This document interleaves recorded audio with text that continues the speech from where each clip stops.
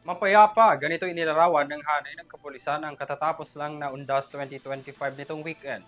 Ayon sa PNP, walang naitalang untoward incidents kung saan kinilala ang papel na ginampanan ng mga field units at publiko dahil sa matagumpay na pagpapatupad ng peace and order situation sa buong bansa. So ngayon nagdetalye sa aking report.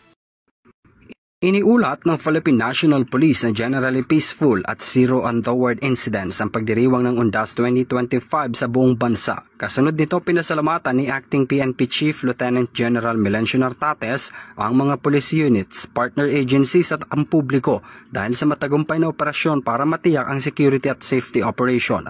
Ayon sa monitoring ng PNP, umabot sa 1.3 milyong katao ang bumisita sa lahat ng sementeryo sa buong bansa kung saan may mangilan-ngilang nahuli dahil sa paglabag sa mga alituntunin.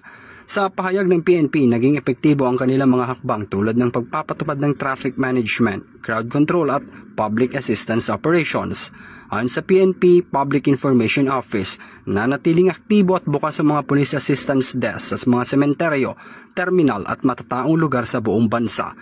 Samantala, iniulat rin ng ahensya na bumaba sa 13% ang crime rate sa buong bansa sa nakalipas na 3 buwan. Sa datos ng ahensya, bumaba ang index crime mula 6,961 kaso sa pagitan ng July at August 25, patungong 5,989 mula August 26 hanggang October 30. Ayon kay Nartates, ang pagbaba ng krimen ay sumasalamin sa pinalakas na disiplina ng pang-operasyon at transparency ng PNP, gayon din ang kanilang internal reforms at mas pinaigting na koordinasyon sa mga local government units at komunidad para mapanatili ang peace and order sa buong bansa. Ang mga focus crime tulad ng murder, homicide, rape, robbery at carnapping ay bumaba rin ng 14.1%.